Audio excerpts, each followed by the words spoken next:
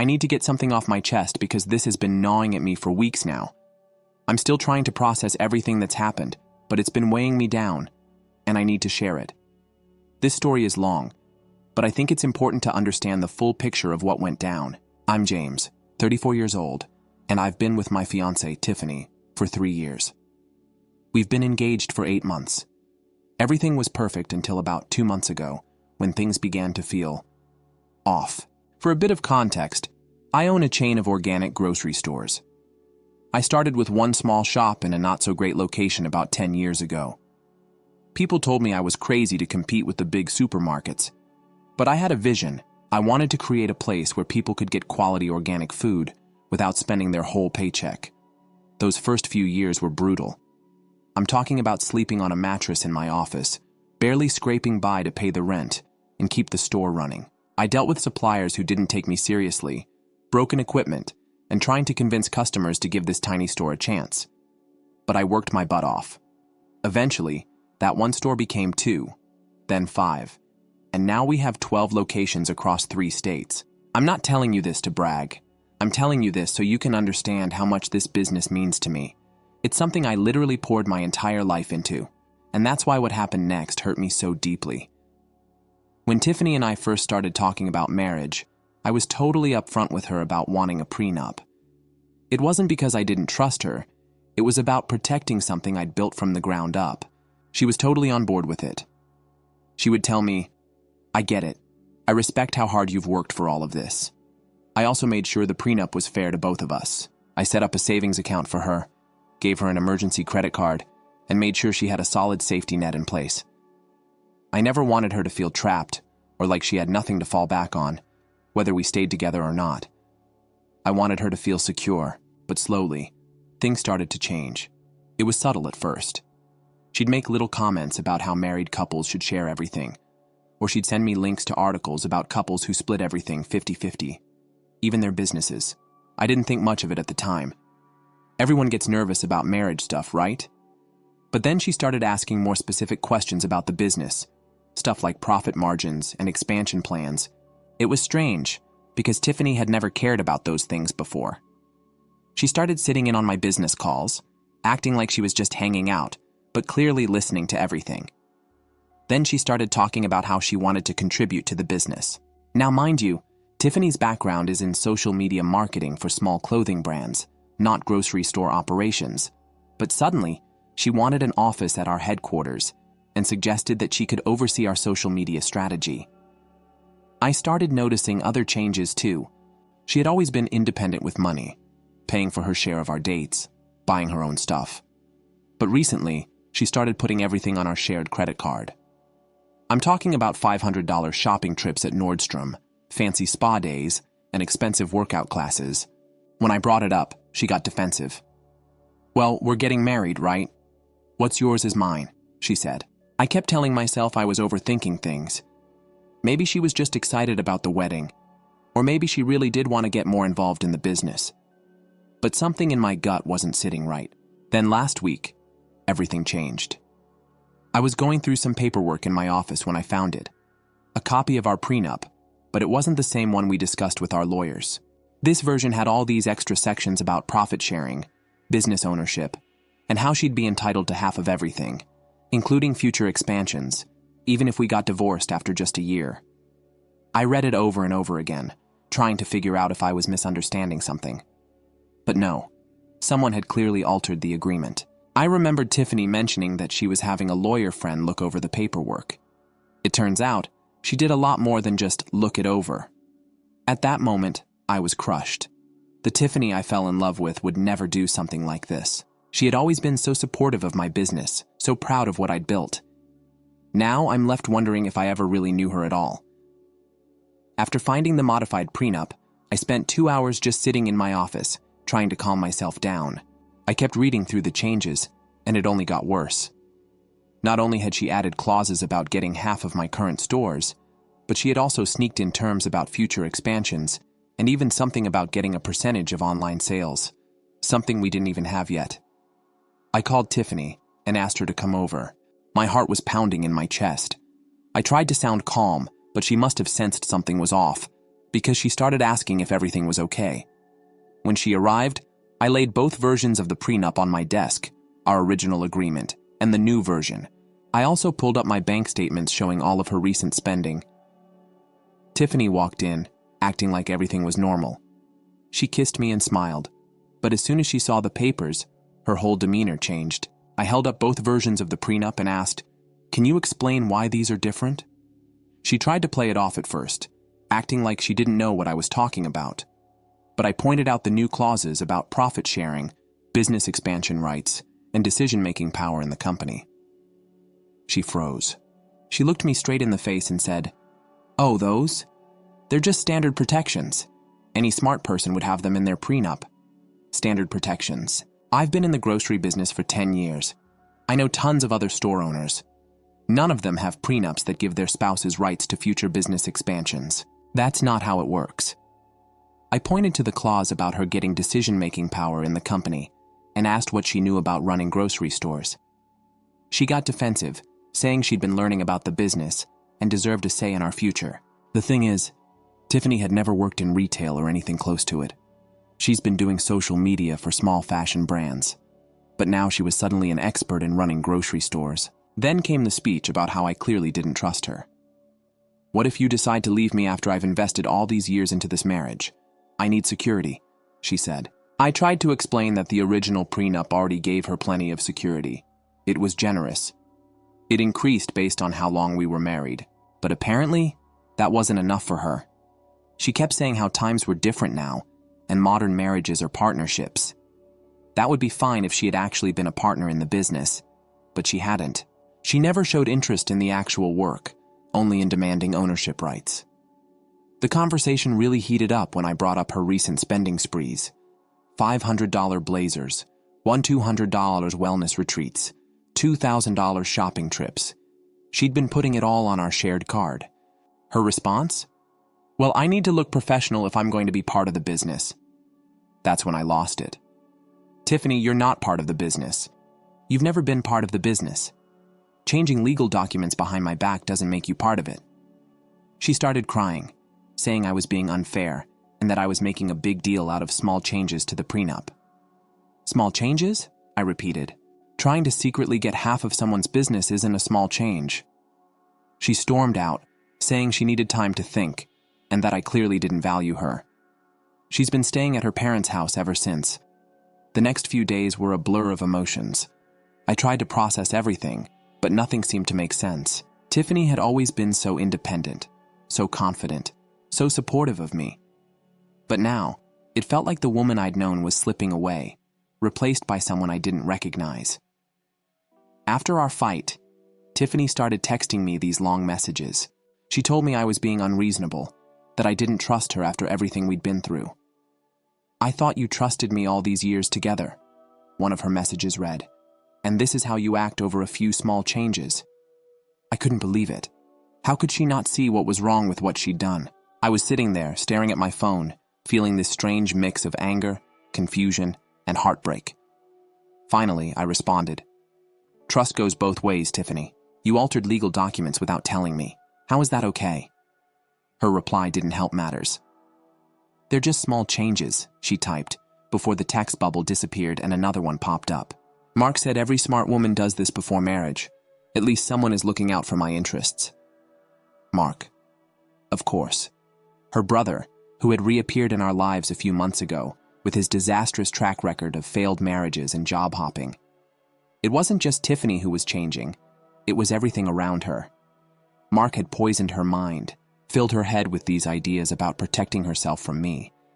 As if I was some villain waiting to take everything away from her. I could feel my blood pressure rising, my frustration bubbling over. I didn't know how to fix this, or if I even wanted to.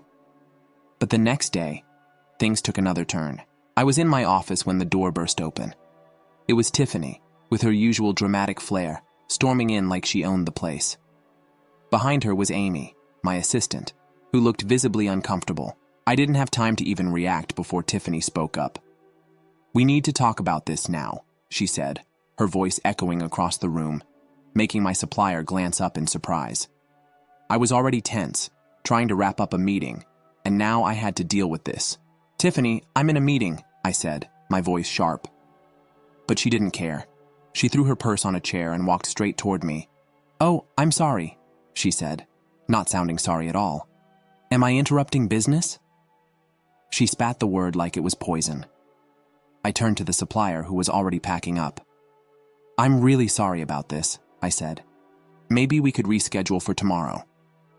As soon as the supplier left, I turned back to Tiffany. "What are you doing? You can't just barge into business meetings like this." Her response was immediate. "So now I can't even come to my future business?" she sneered, quoting Mark again. "Mark says I need to start asserting myself more." I was stunned. "Why are you taking advice from Mark? He's never run anything successful in his life." Tiffany's eyes flared with anger. "Don't you dare talk about my brother like that," she shouted. "He's been through divorces. He knows how men like you operate." I was taken aback. "Men like me?" I repeated, trying to understand what she meant. "What are you talking about?" Her arms crossed defensively as she leaned in. "You know exactly what it means," she said. "Businessmen who think they can control everything with money. Mark told me all about guys like you." I felt a sick feeling in my stomach. This wasn't the Tiffany I knew. She was becoming someone else, someone who was so deeply influenced by her brother's toxic mindset. This wasn't about protecting herself. It was about power, control, and a warped sense of what marriage meant. Tiffany wasn't done. She went on about how Mark said I needed to put her on all the bank accounts before the wedding. That's the only way to make sure I wasn't hiding money from her. "Are you serious?" I asked, my voice strained. "I've never hidden anything from you." She just stared at me. "Mark says that's what you have to do with men like you." I tried to keep calm, but I could feel the anger rising again. "I'm not worried about Mark. I'm concerned you're listening to a man who's failed at everything he's tried. He's been nothing but a disaster, and you're taking his advice?" Tiffany's face reddened. "You're just mad because he's helping me stand up to you," she snapped, her voice rising. "He's looking out for me." I couldn't believe what I was hearing. "No, Tiffany. He's using you. He's playing you like a pawn. He's trying to get himself a paycheck from my company," I said, the words coming out harder than I meant. "He doesn't care about you.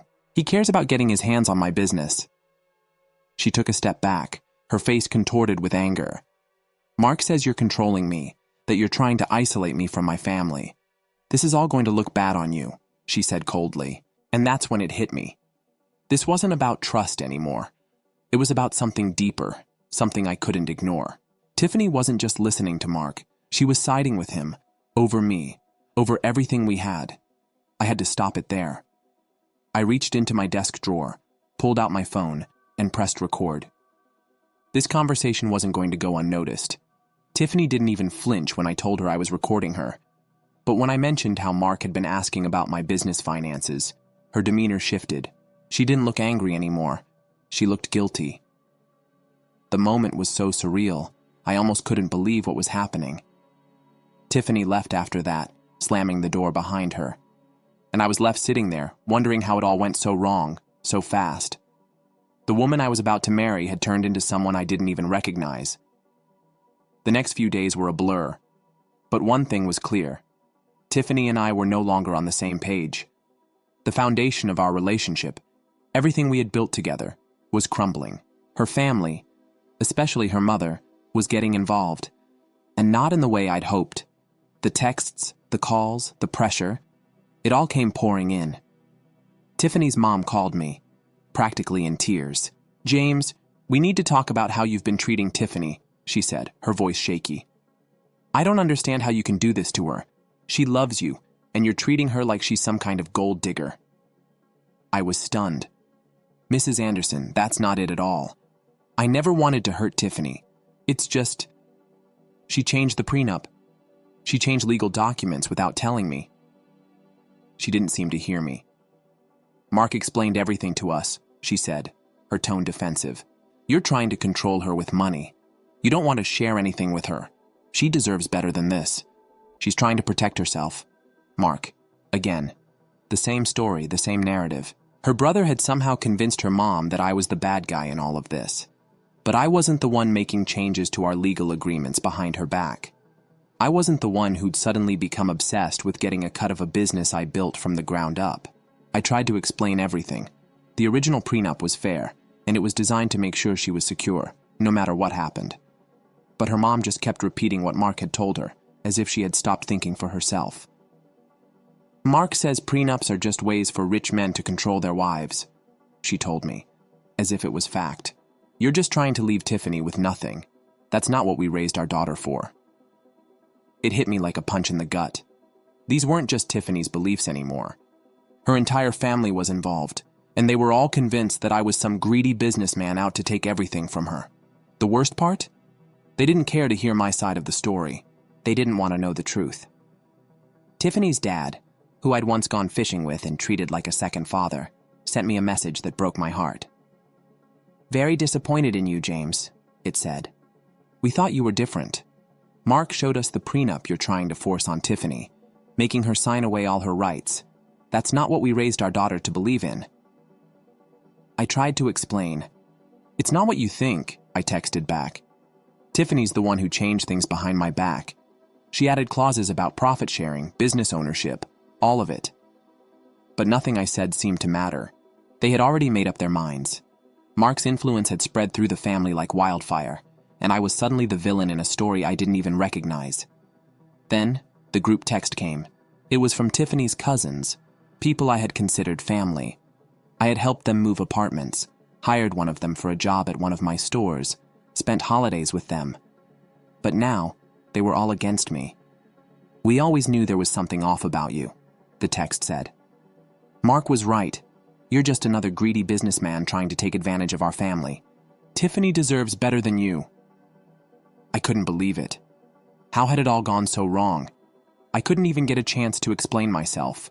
I was being judged by a family that I thought I was close to, based on a narrative Mark had fed them. They didn't know the truth. They didn't care to. In my frustration, I decided to dig a little deeper. I started looking into Mark's background, talking to people who knew him, and what I found was disturbing. Mark had been having family meetings without me, sitting down with Tiffany's relatives, painting himself as the victim of every failed marriage he'd been through. He was telling them stories about how his ex-wives took everything from him, how they tried to drain him dry. But in reality, Mark had lost everything because of his own gambling debts, failed businesses, and poor decisions. It was all a lie. He was using his past to manipulate Tiffany's family into believing that all successful business owners are inherently bad people who would abandon their wives. He painted me as one of those men, and it worked.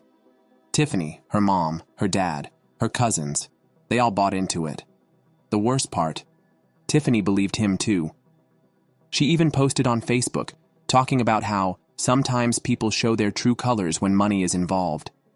She thanked her brother for his wisdom and said, "Some men will never understand that marriage means sharing everything." I wanted to scream. Was this really happening? Was the woman I was about to marry really saying these things? I confronted her with it, but she only doubled down. "It's true," she said. "Mark is looking out for my best interests. He's the only one who sees how things really are." I couldn't believe what I was hearing. I felt like I was losing everything.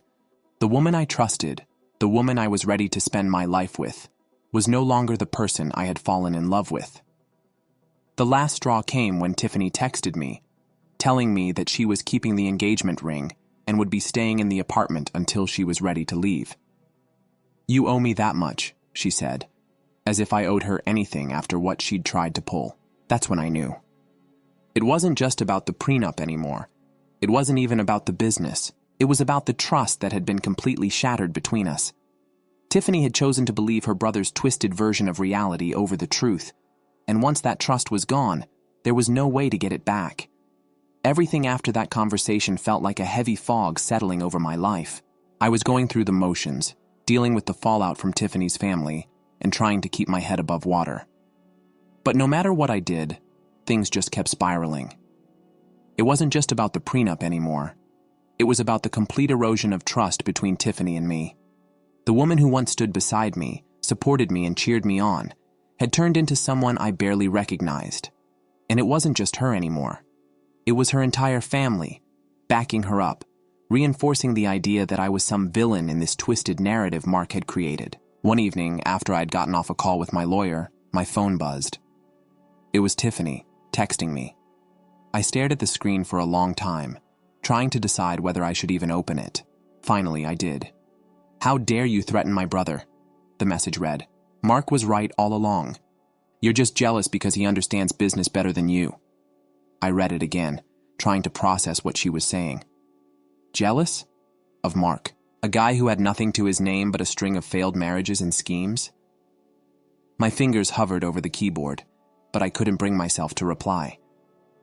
What was there to say? Tiffany wasn't seeing reality anymore.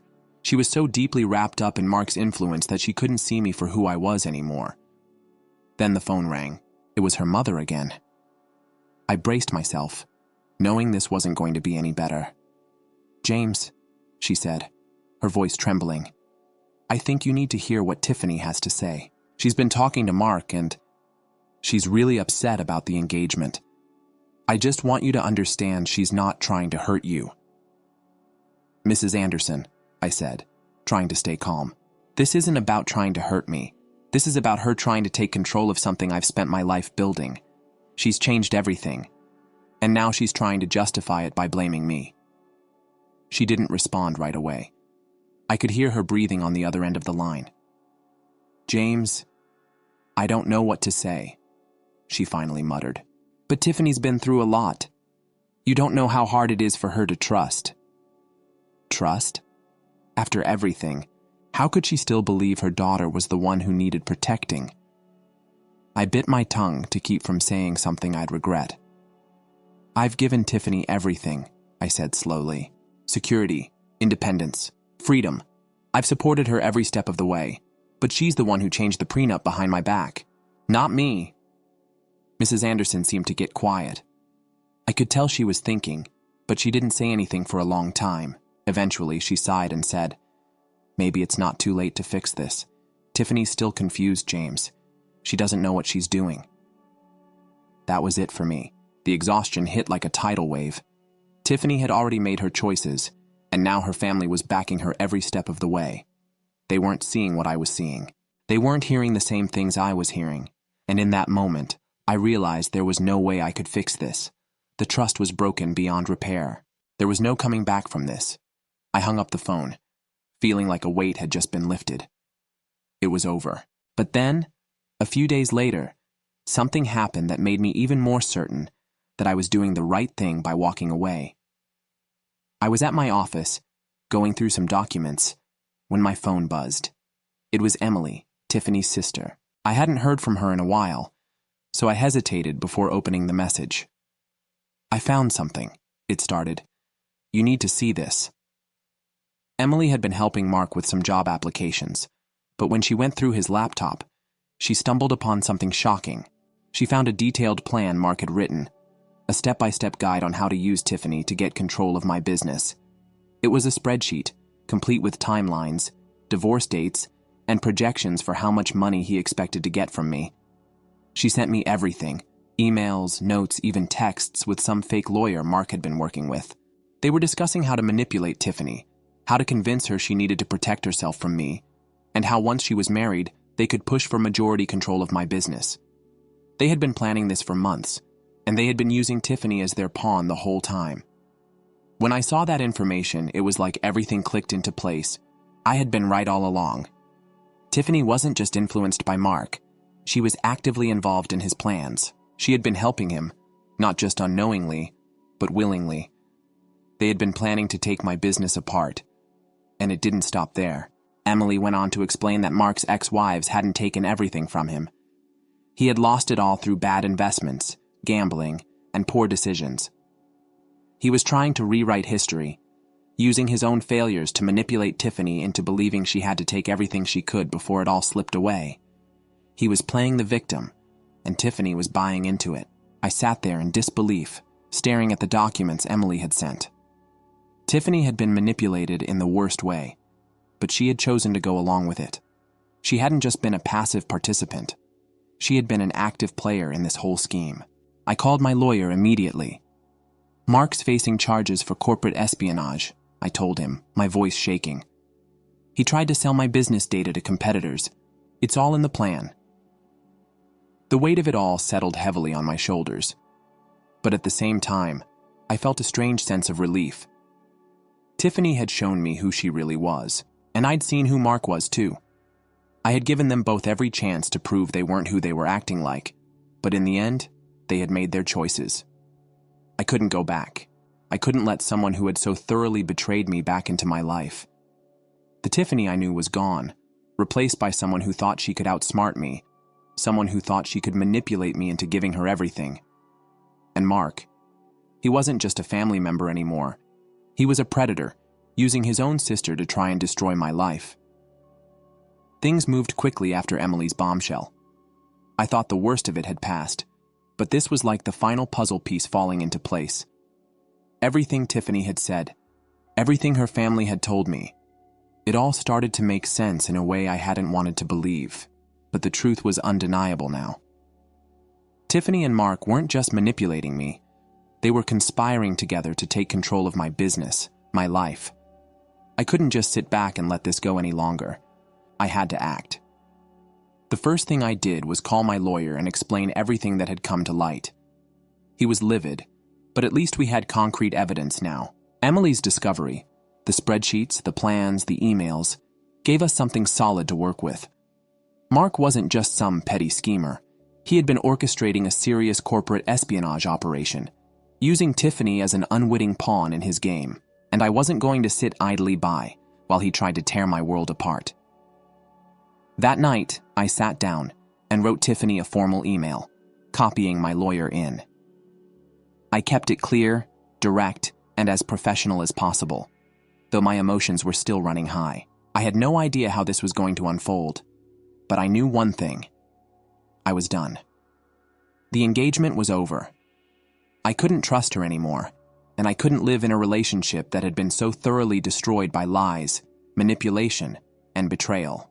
The email outlined everything: how Tiffany had tried to change the prenup without my consent, how she had shared confidential business information with my competitors, and how she had sided with Mark in a scheme to take control of my business. I attached the recordings, the evidence, and the email exchanges. I didn't expect her to react well, but nothing could have prepared me for what happened next. Within 20 minutes of sending the email, my phone started buzzing nonstop. Tiffany was calling, texting, everything.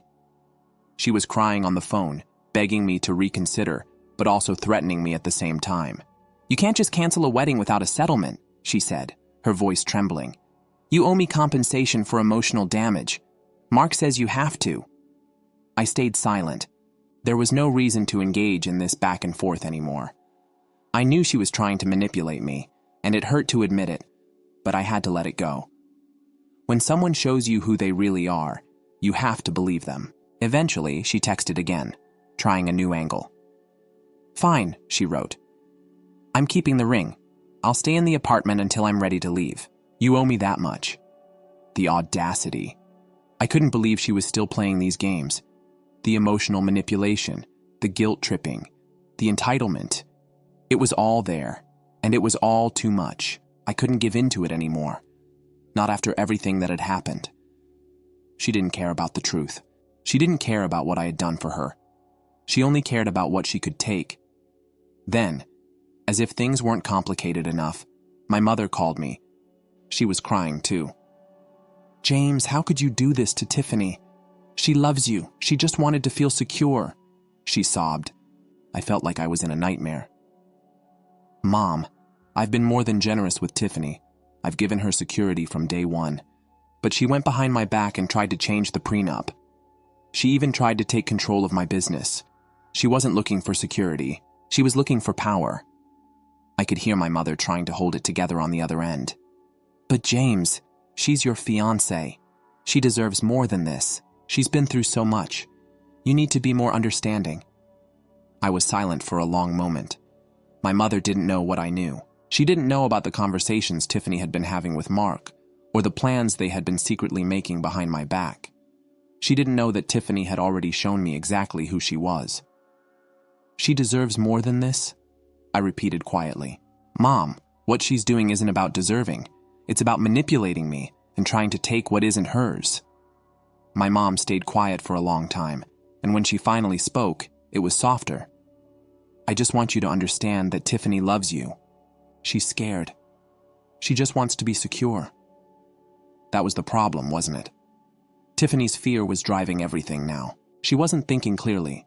She was letting Mark feed her ideas about how all successful men were out to hide their assets and control their wives. But in reality, all I had ever wanted was for her to feel safe. I gave her everything I could, but it was never enough. The whole situation was so twisted, and yet, it wasn't until Tiffany showed me her true colors that I fully understood what had been happening. She wasn't the woman I thought I was going to marry. She was someone else entirely. Someone I didn't know and didn't want to know anymore. I spent the next few hours just sitting there thinking it all through. Tiffany wasn't going to change. I could see it now, clear as day. She had already made her choice. She had chosen Mark's twisted perspective on marriage and business over everything we had built together. And as painful as it was to admit, I realized I had no choice but to walk away. I called my lawyer again, going over everything once more. I wanted to make sure everything was done properly. The engagement was officially off, and I wasn't about to let Tiffany or Mark have any more power over me. They had tried to manipulate me at every turn, and I was done. The next few days were a whirlwind. Tiffany's family continued to bombard me with messages, emails, and calls, trying to convince me to change my mind, but I had already made up my mind. I wasn't going to let someone who had betrayed me so completely back into my life. Tiffany had crossed a line, and there was no coming back from it. Then, one last thing happened. Tiffany texted me again, asking if we could talk.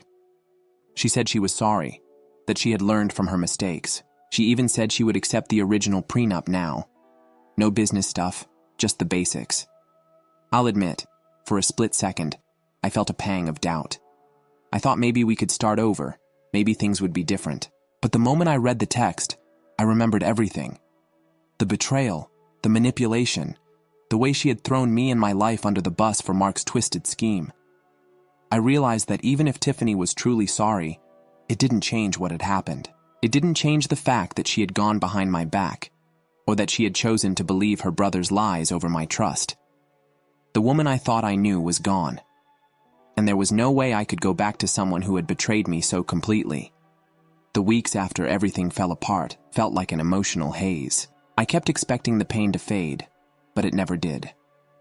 There were moments of clarity, but they were always followed by waves of anger, disappointment, and disbelief. I'd invested so much into this relationship, and now it was all gone, shattered by lies, greed, and manipulation, and I wasn't sure how to feel about it. Tiffany continued trying to reach me, sending more texts, emails, and voicemails, but I ignored them all. I couldn't let myself get pulled back into the chaos. I knew if I responded, I'd just be walking in circles. I needed to let go, and that meant cutting her out completely. Every attempt she made to reconcile felt like another slap in the face, as if she thought I would just forget everything and let it go, but I couldn't. The trust was gone. There was no way to rebuild that. The hardest part wasn't even dealing with Tiffany anymore. It was the realization that I'd been so blind for so long. For months I'd trusted her, believed in her, thought she was the woman I was going to build a life with. And now, I was left wondering how I could have missed the signs. How did I not see how deep Mark's influence had gone? How had I allowed Tiffany to manipulate me, even without realizing it? In the end, though, I realized it wasn't entirely my fault. Tiffany had changed. She had let herself be consumed by her brother's toxic influence, and by the time I figured it out, it was already too late. She wasn't the person I'd fallen in love with anymore. The woman I thought I knew was gone, replaced by someone who saw everything in terms of power and control. She wasn't looking for a partnership, she was looking for leverage. It's hard to explain the relief that came after I made my decision. It was as if a weight had been lifted, even though it still hurt like hell. There were days when I questioned myself, wondering if I should have tried harder, if I should have given her more chances to explain herself. But deep down, I knew I'd made the right choice. I had to protect myself. I couldn't keep putting up with someone who didn't respect me or my work. As time passed, I started to rebuild. I focused on my business, getting back to the things that brought me joy and purpose, I spent more time with friends and family who had supported me through the whole ordeal. I even took a trip out of town to clear my head, just to put some distance between myself and everything that had happened. The space gave me a chance to reflect on what I wanted moving forward. I knew I couldn't let this chapter of my life define me. It hurt, and it still does. But I've learned a lot about myself through all of this. I learned how important trust is, and how quickly it can be shattered. I learned how toxic manipulation can seep into your life, even when you least expect it. And most of all, I learned that I'm stronger than I thought.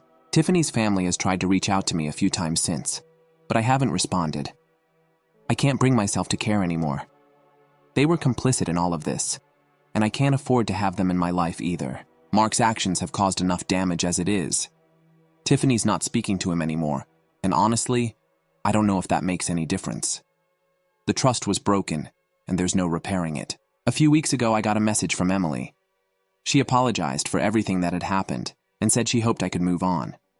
I could feel the sincerity in her words, and it meant a lot to me. She wasn't involved in their scheme, and it was clear that she was just as disgusted by Mark's actions as I was. We've had a few conversations since, and I'm trying to rebuild that relationship. It's slow, but it's progress. As for Tiffany, I haven't heard from her in a while. I know she's been telling people that she's learned from her mistakes, that she's grown as a person. Part of me wants to feel bad for her, but I just can't. What she did was unforgivable. She let greed and fear take over, and in doing so, she betrayed everything we had. I know now that I deserve someone who respects me, someone who values honesty and integrity. I don't want someone who's going to manipulate me, who's going to let their family turn against me. I want a partnership, not a power struggle. I've learned my lesson, and I'm not going to make the same mistakes again. The road to recovery hasn't been easy. It still hurts sometimes. But I've come to realize that what happened with Tiffany and her family wasn't a reflection of who I am. It was a reflection of who they had become. And I won't let their betrayal define me. I'm moving on. And this time, I'm doing it for me. Story 2. I lost my children. Had to rebuild my life for years after my wife unjustly accused me of adultery. When she learned that I had become wealthy, for alimony, she attempted to sue me. In the most surprising way, I reversed the situation. Hello everyone. Prior to starting today's video, I need your assistance. One of the greatest ways you can help us out is to subscribe, since we've observed the channel is losing some of its popularity. It's simple, free, and helps us continue to provide you with amazing content. Your assistance is much appreciated. Together, let's continue to build this channel. Many thanks. Let's begin the video now. Throwaway is used for obvious reasons. Guys, this is going to take a while. It's worth reading though, I assure you. TLDR at the bottom. Because the past few years have been like something from a poor Netflix movie, but it actually happened to me. I, a 34-year-old man, need to get this bizarre narrative off my chest. I've been putting this all down in writing for a while, but now it's time. I suppose I should give some backstory first. In college, I was just another computer science nerd. You know, the type that could code for 12 hours straight, and basically lived off energy drinks. I received my degree from a respectable public university in the Northeast. It wasn't MIT or something similar. I started working for a tiny tech business that was attempting to develop cloud security software as soon as I graduated. Let's just say it was one of those usual 5 men in a little work startups. I won't go into too much detail so as not to dox myself. They gave stock options, but the income wasn't tremendous at first. Roughly $65,000 a year in a relatively pricey location. I decided it was worth the risk, and I'll talk more about it later. Furthermore, the founders gave off the impression that they were genuinely knowledgeable. In contrast, several of the other firms I spoke with were essentially wasting their venture capital. I met Amy here, albeit that's definitely not her true name. It was the most cliched and adorable thing ever. We had a major deployment the night before, so I was barely getting 2 hours of sleep when I was at this neighborhood coffee shop close to our workplace. I completely spilled my coffee on her MacBook. She was really easygoing about it, even though I felt like such a fool. Bought her a new one in the end. My credit card was fully charged, but it was worth it, haha. And in some way it led to drinking, which led to dating. At the time, Amy was employed as a dental hygienist. Very intelligent, humorous, and undoubtedly superior to me in terms of appearance. We simply clicked. I liked hearing her utterly crazy tales of horror patients at the dentist office, and she genuinely appeared interested when I babbled on about code stuff. After dating for 2 years, we were married. It was a simple ceremony held in her parents' garden. We made a down payment on a modest starter house in the suburbs using the majority of our funds. Although the drive was awful, about 45 minutes each way, the schools were wonderful, and we were planning ahead. After that, children came around really quickly. Max was born in 2019, and Lily in 2006. On some days, I honestly couldn't remember if I'd taken a shower or not. However, Amy was fantastic with the children. In order to spend more time at home, she reduced her hours at the dentist office, and we managed to make it work. The startup was expanding steadily and slowly. We went from working with 5 men to a big workplace with about 50 workers. I was promoted to engineering manager and then lead developer. The stock options continued to vest. At $0.50 a share, I owned around 200,000 shares. To be honest, I assumed they would be worthless like the majority of startup shares, but I decided to keep them just in case. Our lives were going rather well. Pleasant neighborhood, good schools, Disney family vacations every other year. It wasn't very costly, but the children adored it. Also had cool neighbors. In the summer, many young families host block parties, the whole fantasy of living in the suburbs. Amy befriended every other mother. While our children had playdates, I would go out for drinks with a few of the parents. Ordinary, dull, have a happy life. Then, in 2021, Mike and Jessica took up residence next door. Mike aspired to be a fitness influencer. You are aware of the type. Constantly sharing fitness videos on Instagram. Had a CrossFit gym built up in his garage. Really amiable at first. Always willing to provide a hand with household tasks and other things.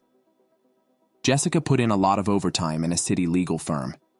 During the day, Mike spent a lot of time at home working on his brand or whatever. I can see all the warning signs today, but you overlook things when you're juggling 2 small children and 50 to 60-hour work weeks trying to keep a business afloat during COVID.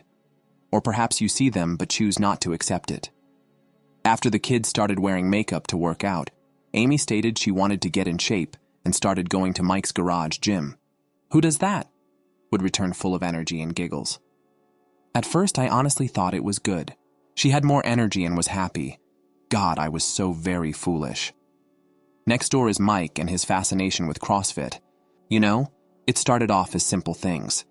For example, he would be assisting Amy with moving furniture or repairing something in our backyard when I got home from work. Apparently there are no clothes, so I'm always shirtless when your abs are strong. We were attempting to seal this big transaction with a big tech business, so I was working insane hours at the startup.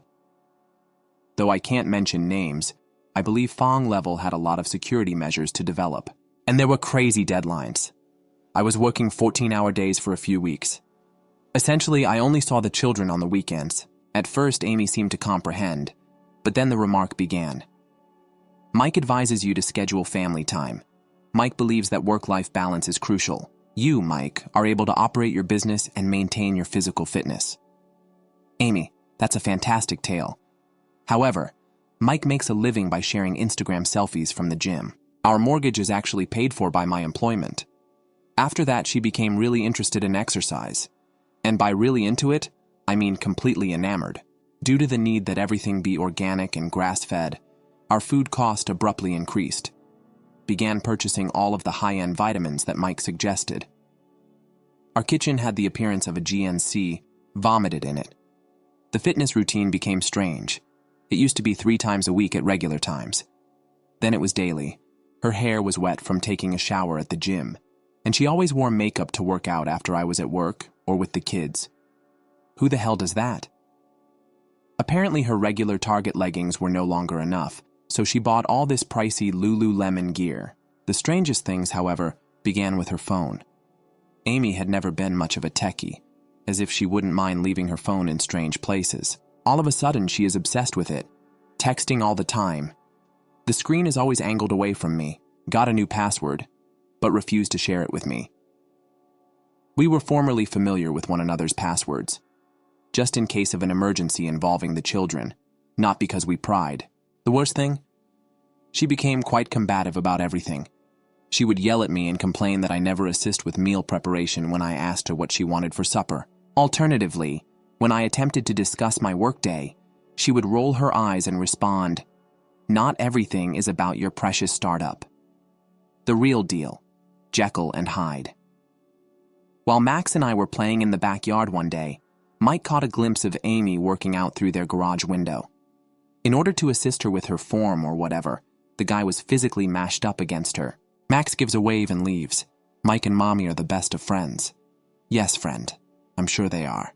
I made an effort to speak with her about it, telling her that I felt strange about the amount of time she was spending there. A huge error. She went completely crazy, began yelling that I was jealous and in charge. How I attempted to prevent her from making friends. How, in any case, I was never home. What made me care then? Then she began inciting arguments about money. The startup was not making much money. Although we were still growing, we were at ease. All of a sudden, nothing was sufficient. Her goal was to update the kitchen, required a new vehicle, wished to enroll Lily in a posh private school. She would give me the look of someone who didn't understand me when I described the difference between stock options and startup salaries. In hindsight, I ought to have anticipated this. Began to see strange transactions on her credit card. Upscale dining establishments. I have never paid for a motel in our own city. 20 minutes from home. Who needs a hotel? I never saw her wearing anything from that lingerie store. The children began behaving differently from Lily. 8 changed from a cheerful, talkative child to a very reserved one, no more than 5. Became needy and would weep every time I left for work. He was once overheard discussing with his stuffed animals how Mike and Mommy are having a sleepover while Daddy is at work. That did indeed hit like a truck. I arrived home early one evening due to a delay in our deployment. Amy's car was in the driveway, but the house was dark. Mike's garage was the source of the music I heard. Maybe I should try to clear the air, Jim thought as he walked over. Speak to men, yes. That's not what I discovered. I won't go into specifics, but let's just say that Amy's exercise regimen was undoubtedly not fitness-oriented. As usual, Mike's wife, Jessica, was working late at her legal practice. I simply took a video with my phone and left without confronting them. I spent about an hour processing SAT in my car. The following day, he called in sick. Consult a lawyer. I should act normal, Guy told me. Collect proof. Don't tell them I was aware. The most difficult week of my life, acting as though nothing was wrong while they were actually going about their business next door. I therefore had the video of Amy and Mike working out stored in roughly 6 different locations. When my parents could take the kids that weekend, I was going to confront Amy. Had everything planned. Divorce documents were prepared, and all the evidence was recorded. But Amy and Mike had their own plan, and they moved first. It was a regular Tuesday. I was at work, knee-deep in code. Reviews when my team lead messages me to come to HR. Weird, but not totally unusual given all the Amazon acquisition talks happening. Walk in, and there's 2 cops waiting. Fuck. Turns out Amy had gone to the police that morning with bruises, claiming I'd beaten her during an argument about money. According to her, I'd lost control when she confronted me about spending too much time at work. She even had pictures of bruises on her arms and face. Cops arrested me right there in the office. Most humiliating moment of my life. Getting handcuffed in front of all my coworkers. Spent 48 hours in jail until my brother could pay bail. Lost my phone. No access to my work laptop. Company policy regarding arrests. Couldn't go home because of the emergency restraining order Amy filed. Had to sleep on my brother's couch while wearing an ankle monitor. Like some type of criminal. The employer put me on administrative leave. Their charming way of saying you're fired, but we'll wait for the PR nightmare to settle down before. 15 years of spotless record. Never even had a parking ticket. And now I'm a domestic abuser. The local news featured my face. Local tech executive arrested for domestic abuse. Yes, that went really well. With possible employers. This is where things go terribly wrong. This had been planned for weeks by Amy and Mike. Later on, I discovered that they had been recording all of our disagreements or casual discussions. They twisted, photographing Amy whenever she knocked against anything and sustained a bruise. She is so awkward. Always has been, creating this entire fictitious history of mistreatment. They even enlisted the help of a few other local mothers. All of a sudden, these ladies with whom I had barbecued and whose children had celebrated birthdays at our house were making statements expressing their suspicions that I was aggressive and that they had overheard arguments from our home. Yes, because Amy was yelling at 6 in the morning about CrossFit. One even said she witnessed me violently grabbing Amy's arm as I was carrying groceries out of the car. She had hurt her wrist doing something with Mike, so I was assisting her with carrying her stuff. The worst thing? CPS became involved. Amy was granted temporary custody of the children. I was permitted to have 2-hour supervised visits every other weekend instead of seeing my kids every day. Do you realize how dysfunctional it is to have to watch your own children in a gloomy government office while a social worker records every conversation? In order to pay for a lawyer, I had to sell out some of my stock options. I was allowed to keep the remaining company bylaws after I had worked there for more than 5 years. I suppose we should thank God for little mercies. I moved into this dreary studio apartment close to my brother's house because, after paying child support and court fees, it was the only thing I could afford. During visits, Lily refused to even look at me. I learned that Amy had informed her that I needed to recover before I could return home since I was mentally ill. Max would simply cry and inquire as to why I had lost my affection for them. Attempt to explain accusations of domestic abuse to a 5-year-old. Well, don't. Due to the fact that it is fucking impossible. I also lost the majority of my buddies. It's funny how individuals vanish after being accused of something similar. Most of the men who stayed were co-workers who had witnessed the sacrifices I had made for my family. They were aware of the truth, but the ongoing legal proceedings prevented them from taking action. Mike and Amy, however, were no longer even attempting to conceal it. He had left his home with Jessica, who reportedly had her own problems, after she learned everything. They were pretending to be the ideal couple, going out to restaurants, sharing gym pictures together, and financing their little romance with my child support money. In order to make ends meet, I had to start driving for Uber on the weekends.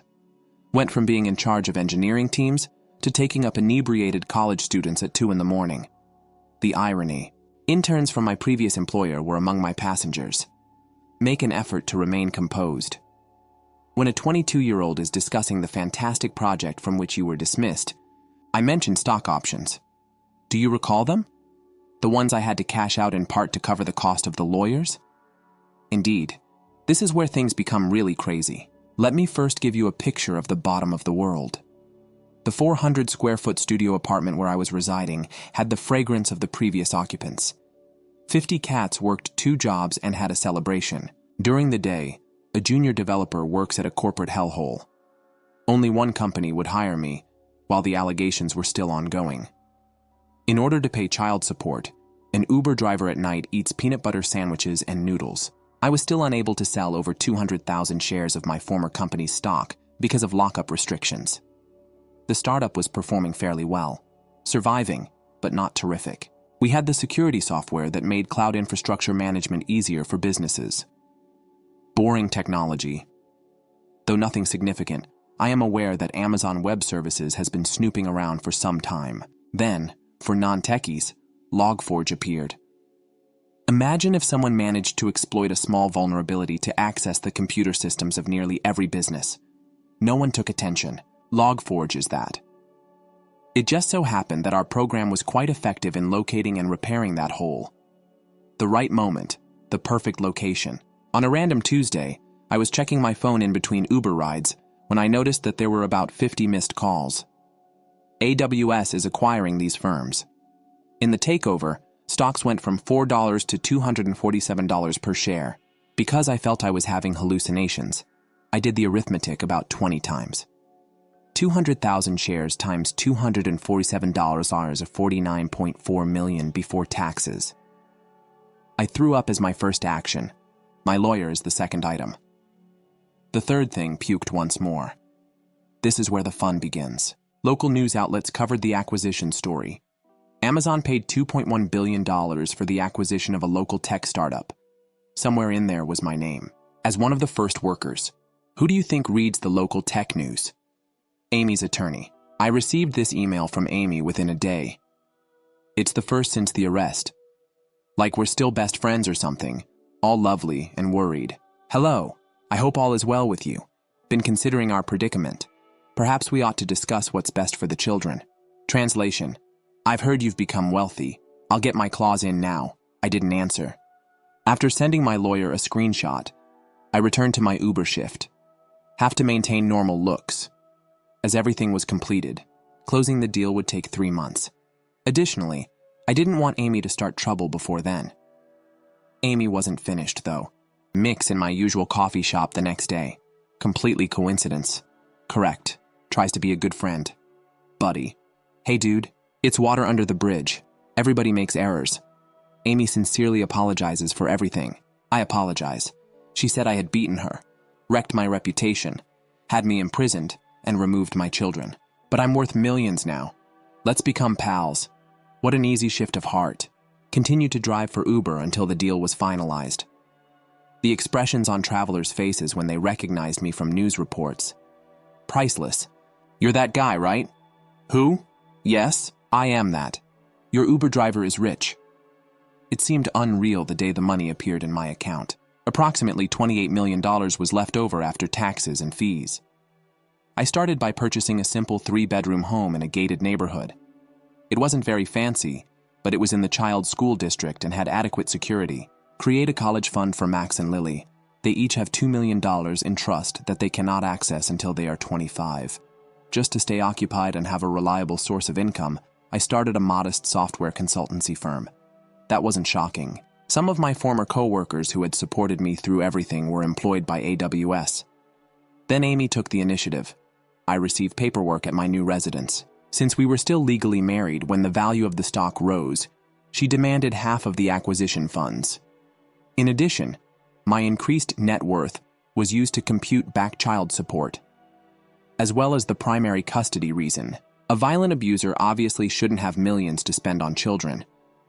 Ironically, I would have been jailed and forced to cash out some shares early if she hadn't set me up. She might have had half of it. However, there is an amusing aspect to charges of documented domestic violence. She arrived on a Sunday morning at my new home. Since the court dates, I hadn't seen her in person, wearing this modest Target dress and looking quite depressed. Not like the Lululemon she usually wears. Everything. Almost no makeup. Her eyes were swollen as if she had been sobbing. "Can we have a conversation?" she queries, as if we were in a Lifetime film. The children are the focus. With her, it's always about the children. It's funny that she was preoccupied with ruining their father's life and neglected them. But I opened the door for her. I had my phone recording in my pocket and security cameras all around the place. Problems with trust? No, only experience. She sobs as she sits in my living room, lamenting Mike's manipulation of her. He had apparently persuaded her that I was unfaithful, a lot of projection. Said I was going to take the kids and leave her broke. Rich from the man who actually assisted in setting me up for abuse. She cried because he was so domineering. I filed the charges because of him. I felt bewildered and afraid. Yes, Amy. Those bruises just materialized out of thin air. Additionally, the witness statements were self-evident. The real kicker comes next. Despite my mistakes, I am still legally your wife. During our marriage, the value of the shares rose. I'm entitled to half for the children. Hell in hell. This lady almost destroyed my job, removed my children, had me incarcerated, and now wants half of my money. In fact, the audacity is amazing. The children miss you, she adds, observing my response. We may reunite as a family. Make a new beginning. Yes, as nothing says new beginning, like unfounded accusations of domestic abuse. She would obviously rehearse the speech, discussed her experience going to treatment.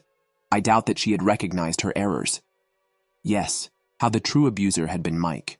Ironic. Even mentioned the coffee shop where we had our first date, as if traveling down memory lane would cause me to forget everything. She talks the entire time. My phone is exploding. It turns out that when the money came in, she informed her lawyer that she was trying to make amends and fabricate a story about us working things out. She then goes into detail about how difficult it has been to live in a little flat. Karma, who works additional hours at the dentist office, is a bitch. No real work, huh? Can hardly afford the activities for the children. Perhaps stop spending $200 on leggings, she responds. I never wanted any of this. Mike gave me the impression that you were a monster. I know now, though, that he was the true monster. Due to the fact that Mike made her cheat for months, 2 want to fabricate allegations of abuse. At work, I got arrested 3 times for stealing my children. 5 bought gym equipment with my child support money. 6. Everybody we knew was told lies. The finest part, though, comes after. She takes out her phone and shows me pictures of the kids, including some new ones I hadn't seen before due to, access restrictions. Lily at her presentation of dance. Max is playing soccer. Every moment I had missed. She says they need their father. This is something we can resolve. Interpretation. I have no money. You're wealthy. Let's pretend that I didn't ruin your entire existence. Then she reveals the secret. I spoke with my attorney. If we are unable to resolve this, I have rights. The value of the stock rose while we were married. In addition to your past domestic abuse, it's there. The danger that was causing the tears. Amy. Classic. I gave her time to complete her act. Even provided her with some Kleenex.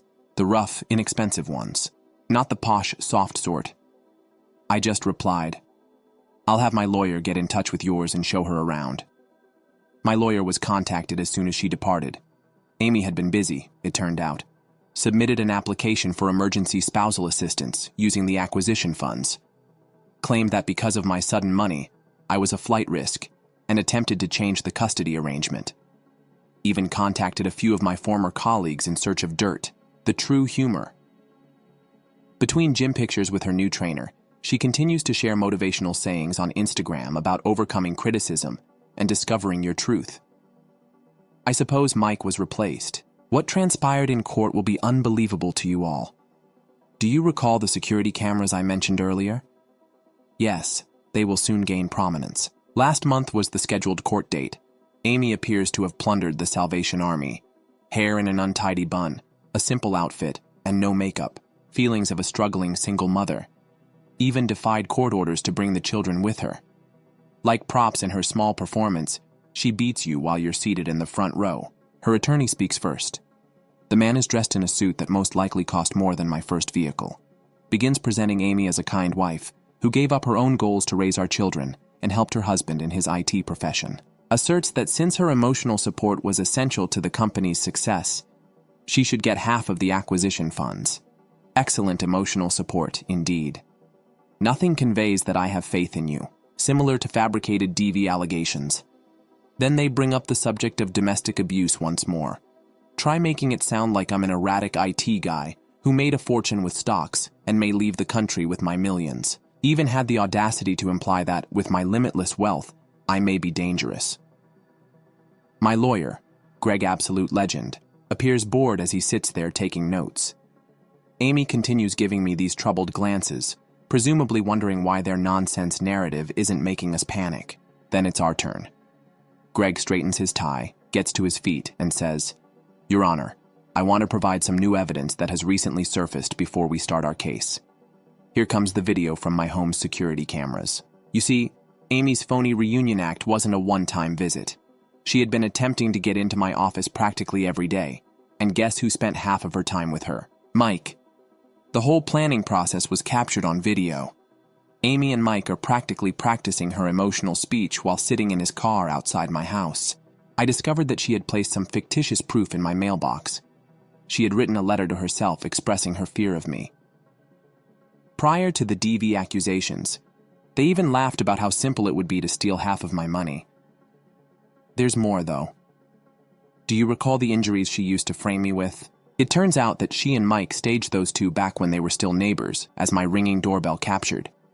They can be seen in the video creating faux bruises using cosmetics, practicing her frightened wife expression while taking pictures. How did the judge look through all of this?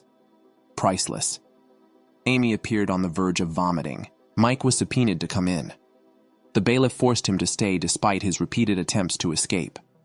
The nuclear weapon is then dropped by Greg. It turns out that Mike and Amy had been attempting to con other people in a similar way. 2 additional successful tech workers who were wrongfully accused of abuse were discovered in other cities. Both ended up getting divorce settlements and going to the cleaners. Mike and Amy were experts at it. The true MVP. Jessica, Mike's former spouse. As an attorney, she had spent months constructing a case against them.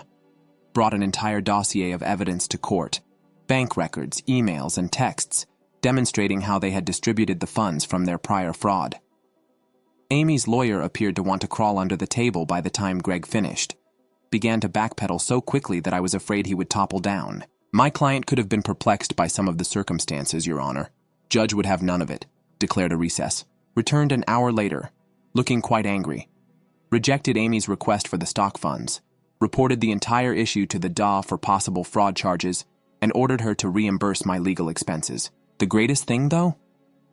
After watching those films of Amy and Mike conspiring to defraud me, the custody modification court ordered an urgent custody review.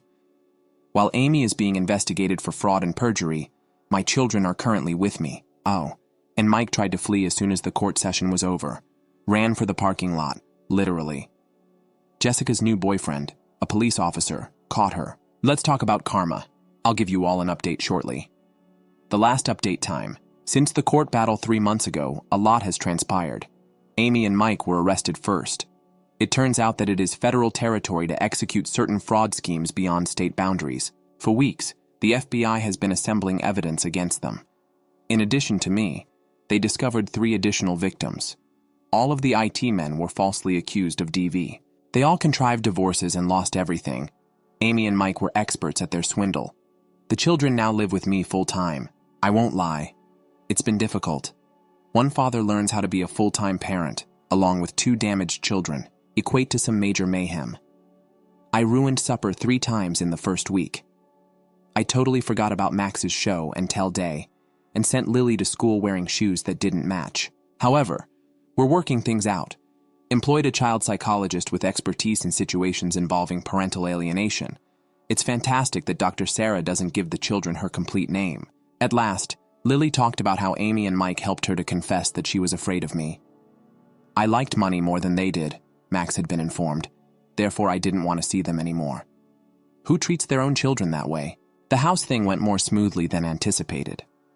Relocated us to a modestly ostentatious area with decent schools. Max has a gaming area. Minecraft is a kid's obsession. Allow Lily to choose her own bedroom decor. Very pink right now. Security framework. Fort Knox would be envious, but it gives them a sense of security. Began doing full-time work from home. The children now come first, even if my consultancy business is going well. Most initiatives are being handled by a strong staff while I concentrate on being a father. It's funny how life goes. My greatest accomplishment to date, after years of striving for tech success, is getting Max to laugh at my awful dad jokes. For fraud, perjury, and other accusations I don't completely grasp, Amy faces a sentence of 15 to 20 years in prison. The feds aren't playing along with her lawyer's attempts to reach an agreement. It turns out that coordinated fraud operations that target computer professionals are something they truly dislike. Who could have known? As soon as things became serious, Mike rolled on Amy. The man sobbed while being held by the FBI, that she was the brains behind it.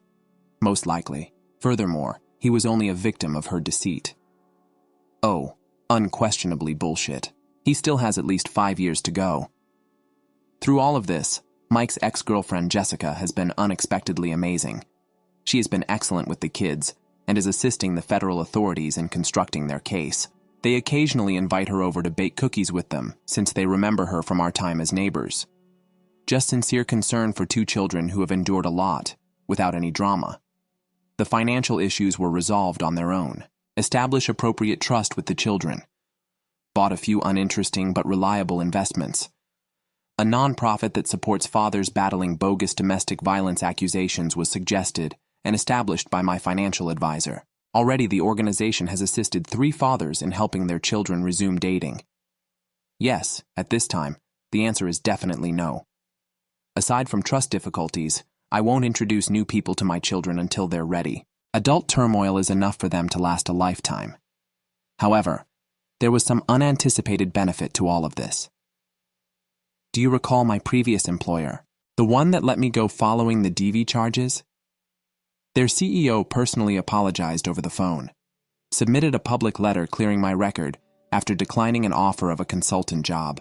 It had meaning, even if it was no longer needed. Lily's academic performance has improved. According to her instructors, she is smiling and engaging in class once more. Next semester, she will be a part of the scientific club. It turns out that she actually inherited her dad's nerdiness. Max remains Max. His heart was too large for his body, and he had boundless vitality. He has made the decision that when he grows up, he wants to produce computer games that assist others. Last week, the neighbor who made that untrue accusation against me stopped by to express regret, said Amy had persuaded her that I posed a threat, presented her with fictitious proof. Even if we won't be friends, it's one fewer person who will think I'm a monster. There are still difficult days. The children occasionally experience nightmares. When I'm gone from view for too long, Lily becomes nervous. At least once a week, Max asks me if I'm certain I want them to live with me. However, we're mending by focusing on each day as it comes. Federal accusations are pending against the former wife and CrossFit member. I got my children back, concentrating on becoming a father and supporting other fathers in like circumstances. Edit whoa, this really went viral. I appreciate all of your help during this entire ordeal. Second edit. For all those who inquire about the foundation, we are legitimate, yes. I'm not providing URLs though. I don't want to become docs. For everyone inquiring about updates, edit 3. I'll update again if Amy's situation takes a significant turn. But for now, I'm concentrating on my children and our new beginning. For privacy reasons, I have modified a few minor facts in these postings, but the main plot is entirely accurate. If you're a father experiencing a similar situation, keep a record of everything. Don't give up and get a skilled lawyer. Your children depend on you.